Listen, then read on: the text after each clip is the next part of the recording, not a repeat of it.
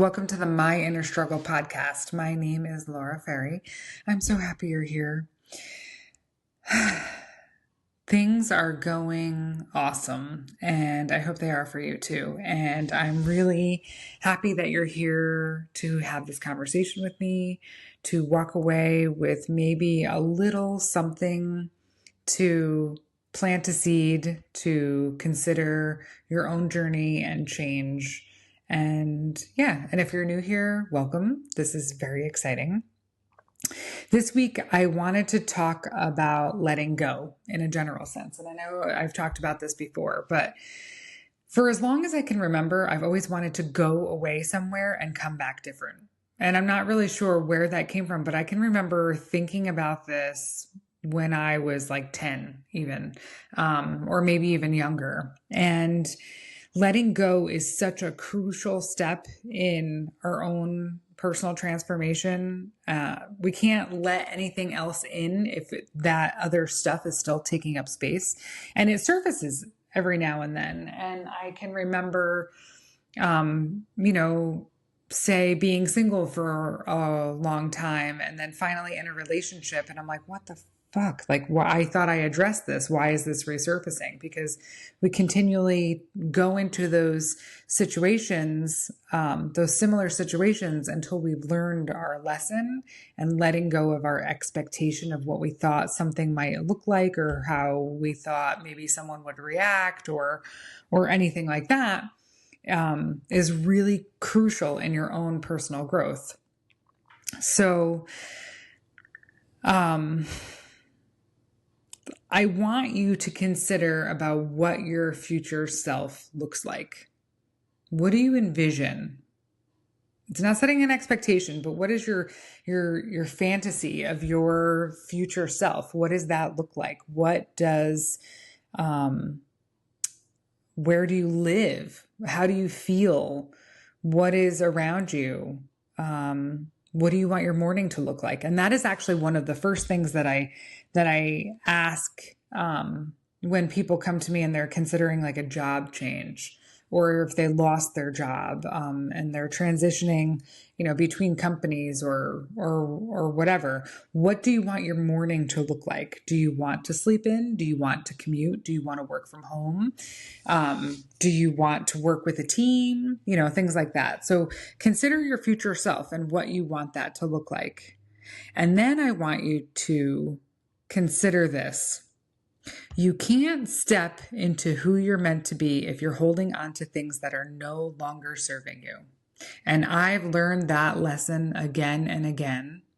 And I've told myself, I'm letting go, I'm letting go, I'm letting go. But until you fully embody that practice and actually let those things go, and it gets easier over time, but some things we hold on to.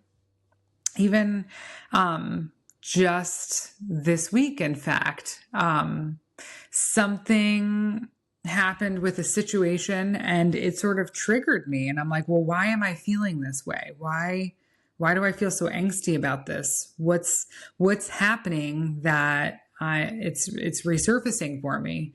And then learning to work through that feeling and, talking with a few close friends and kind of navigating through that, you come to realize, okay, so maybe I'm not fully over this, or maybe I need to address this part of me that it's triggering. Where is it? My pride or ego, or am I really hurt by something? So considering you can't step into a life that you want while you're still holding on to things that are no longer serving you, think about that throughout the episode. One of the first things that we need to let go of when we're trying to transition into a new life is our old beliefs, our limiting beliefs. There are a lot of people that struggle with, I'm not good enough.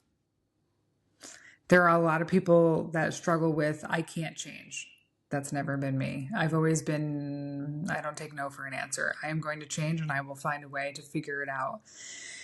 But there are people that feel like they don't know where to start, and they have that limiting belief that I can't, and eliminate that from your vocabulary. I promise you that you're capable if you tap into everything that you need to. If you do the work every day, I promise you that you're capable. You are definitely capable of change. It's hard though. Another thing to let go of when we're thinking about moving forward in life is those toxic relationships or people in our lives. That's a tough one because we've been used to that for so long. And when we start elevating ourselves, we can lose those relationships that are important to us. Not that those people aren't important to us, but they were there in a time of need and the phase that we were in our lives. And it doesn't mean that you don't have to talk to them, but perhaps they'll play a different role in your future life. And that happens all around. It could be family, it could be friends, it could be coworkers or anything like that. But letting go of those toxic relationships and people that are holding you back, and some are just really not good for you. The impact of being around the people that drain us is huge. And most likely does not align with where you want to go. I remember about a year ago, or a little bit more than a year ago, I had come from a place where I was around a lot of kind of negative thinkers, and meeting someone that was in the same space as I am now, it was so fucking cool to have a conversation and not have to elevate the conversation before you have the conversation. Build them up so that you can have this insightful discussion. And I walked away that night from this networking meeting and I was like, that was so fucking cool. I haven't met somebody with a like mindset in a really long time. And now I'm finding I'm surrounded with it. So I promise you, things do change and you just have to be consistent and let go of those limiting beliefs that there's not people out there for you, support, or people like you or anything like that. Let them do their thing while you do your thing. It doesn't mean that you have to cut people off. It just means that they're playing a different role in your life now. And perhaps it'll change again in the future. And maybe you'll be an inspiration to them to navigate their own change. And people will take their baby steps as far as they can go and what works for them. But circling back around, seeing people that you haven't seen in a long time that have also kind of worked on themselves and moved forward in life, it's really fucking cool to be able to reflect back on where you were and how far you've come and all the amazing things that you can share now together, having gone through your journeys separately and then sharing that together. Another thing to let go of is perfectionism and self-doubt. And it prevents growth and progress because nothing is perfect. Things don't more often than not, things do not go according to plan, and that's okay. As long as we have a goal and some sort of path in mind, we're going to pivot, we're going to turn, we might have to turn back around a little bit, but we'll find our way there. We can't be tied to that exactly. But a long time ago, I would hear this phrase, and it would trigger me. I'd get so pissed off about it. And it took me a long time. It was easily 20 years ago. And she would say, done is better than perfect. And I'd be like, oh, the fuck, that's such a cop-out. That's such a cop-out. But you know what? It's actually true. Because when we're sitting here waiting for that perfection, waiting to have all of our ducks in a row to make a move, waiting for the perfect time to make a move on a job, waiting, you're wasting time. Your conditions aren't going to be perfect. Life is tricky, and it definitely has this funny way of working itself out when you do encounter, a problem that has to be solved or a hardship or anything like that. But when you hold on waiting for change because the conditions aren't right, that's a problem. Talk yourself out of that. Let it go. Truthfully, let it go. And let go of the concept that it has to be perfect conditions or a perfect circumstance or anything like that, because you could be waiting forever and never make a change. And how sad would that be?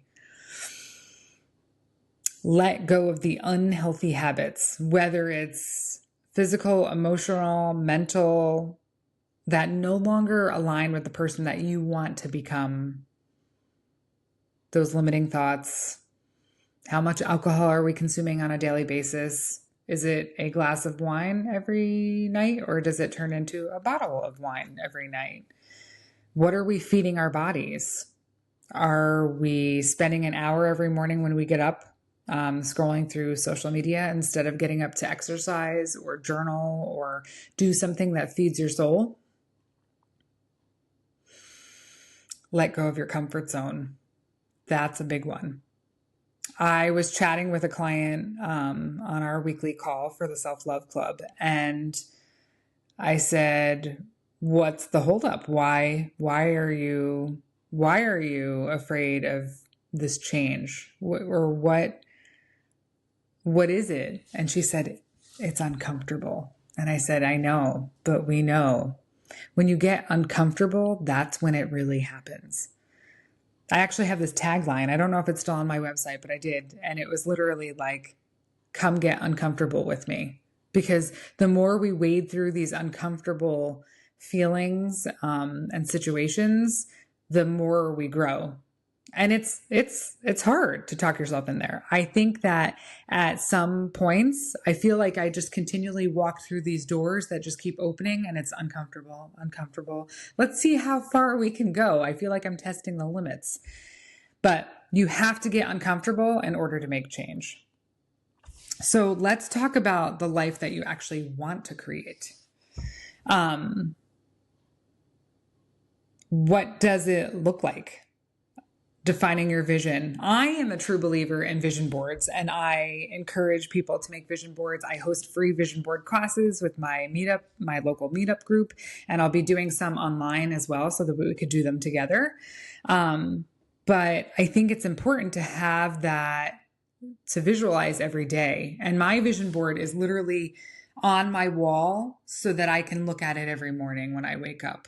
And it has every different element, from my business to my personal life, my dream house and the condition that the type of house that I want, my garden, my flowers, and a friendship, all of those things that are important to me that I want my future vision to look like. So if you don't have a vision board, I encourage you to make one and check out the local meetup that we have to create your vision board, and meet up with me, and we can work on it together. And that's really fun. And I'll definitely have some virtual vision board classes that we can do it together as well. So define your vision. What does it look like? What is different about that vision versus the life that you have now? Is your house clean as opposed to cluttery like it is now? Do you get to spend more time outside or doing the things that you love? Let's hope that's part of that. Again, your vision can include something, but there are specific, usually you could do one specifically for business or personal life. But then within those, your career, your relationships, your health, your mindset, and your spirituality. And you can cover all of them, or you can focus on one area. So now we have to ask ourselves, we have that vision and we're staring at this vision board every day. What actions align with that vision? If you have a vision of a clean house, and right now you're in the thick of it, you've got 2 little kids and you're working and you're trying to balance all the balls in the air, but you would love a clean house. There's nothing wrong with that. Trust me. And I've been there in survival mode as a young mom, trying to juggle children and not lose yourself in the process. Children, house, career, all of it. So think about the actions or the options that you have to get you there.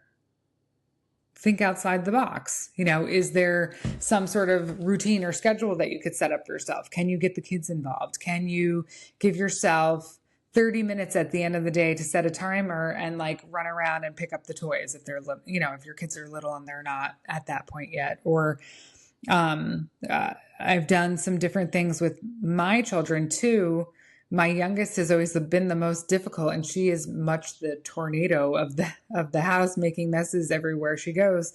But um, we've we've done a few things before that where, if dad was coming home, we'd set a timer, we'd turn up the music, and we'd pick up all the toys in the house and make sure it was neat by the end of the day. Or it's 10 minutes before bedtime, before story time. Let's work our way upstairs and pick up the glass there. Put these away, just straighten up, prep like you would yourself. So think outside the box. Or are you in the position where you could have someone come in and clean once or once a week or every other week or something like that for the things that you can't get to, leaving you time, quality time with your children and your family or whatever. So once you have your vision, work on focusing on the actions that align with that vision. Start being it, start living it. Just step right into it. That's how we manifest it. So what are you holding on to right now that doesn't align with these future goals? What in your current life is misaligned? What, are you waking up every day kind of dreading your job? Or dreading, it could be any number of things, the relationship that you're in, or dreading tough conversations. Start tackling those things that don't feel good so that we can let go of the things that don't align with where we want to go.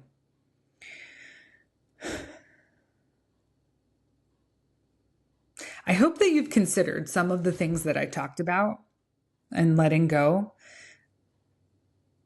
Have you ever seen the meme where it's like actually,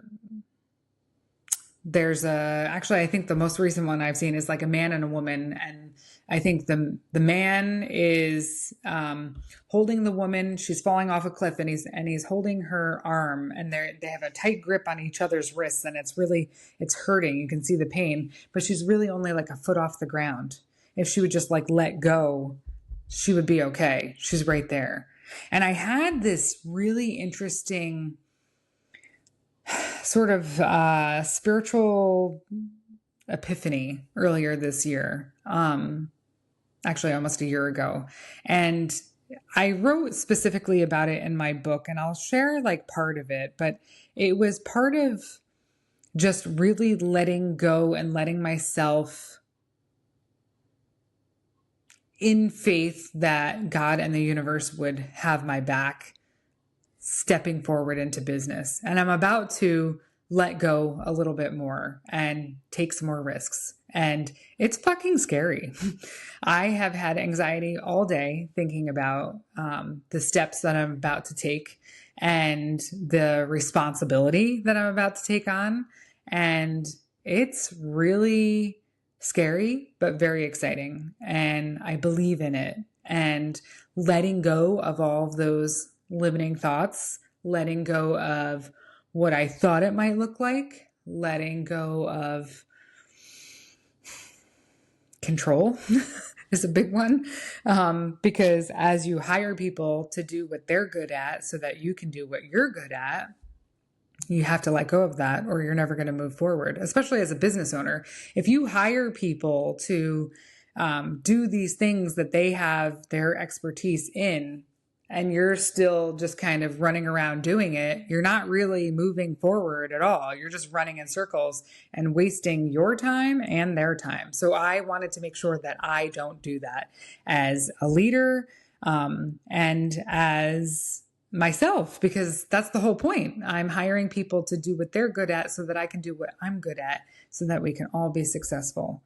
So really stepping into that. I mean, I know I've said it like for years, and I can remember affirming it over and over and over again. Like 8 years ago when I started my blog, I'm letting go of what no longer serves me. And I think I did at a layer, but the further you dive deeper into your own personal growth and you actually embody that practice every fucking day, the deeper it gets and the more amazing it gets. And I don't know that I could fully say, and I say this, but I only had the tools that I had 8 years ago. And now I've acquired so many more in my toolbox.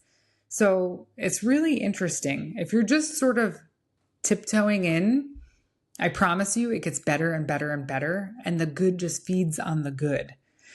So yeah. Wow. It's interesting reflecting back. It's weird to see. It's like watching yourself, being in this observer role and watching yourself and becoming aware of your thoughts, your actions, your emotions, and all of those things, and being in tune with it is it's really fucking cool, and it's interesting just going, through your day and then experiencing all these new things and learning your lessons throughout that time. So first, you need to acknowledge what you need to let go of. What is it, and where is it holding you back? I would recommend then practicing your mindfulness and letting go of those negative thoughts. Imposter syndrome. We all deserve success. We do. And keep telling yourself that you are worthy of being happy and having a life that you love and nothing less, because you only get one shot. So awareness to catch those limiting thoughts, and then we can redirect those. Setting boundaries and walking away from those toxic relationships and people so that we can grow, because we need to feed our soul, not take away from it. And then as you're going through this process of journaling, throughout and reflecting on the things that you're holding on to and why is really critical as well, because then you have an idea of how to tackle that issue. Embrace the discomfort. Get uncomfortable with me. I promise it's a good time. Discomfort is a natural part of growth. We have to remember that. Those times that we're uncomfortable, it's not about listening to your intuition. Not in that. This is not a fight or flight. This is, I know what I need to do, and I need to trudge through it to get to the good stuff. Letting go is a process of making space for who you're meant to be, the person that you've meant to be the whole time. I encourage you to take one actionable step today to let go of something that no longer serves you, that will bring you closer to your goals when you let go of that. And tell me what it is. I want to hear about it. Send me a message on social or send me an email through my website. I want to know. Thank you so much for watching. I'm so glad that you're here. I hope that you found this valuable. If you love listening to this podcast as much as I love doing it for you, please share it with a friend. Check out the blog at myinnerstruggle.com. Check out the journal. I have lots of great book recommendations on my website as well. If you're not sure where to start there. Just read through. I have little blurbs under each one about what it speaks to and why I enjoyed it myself. And definitely sign up for the newsletter if you're on the website, myinnerstruggle.com, so that you get the inspiration right to your inbox twice a week. I am thinking of you and sending you love, and I will see you soon.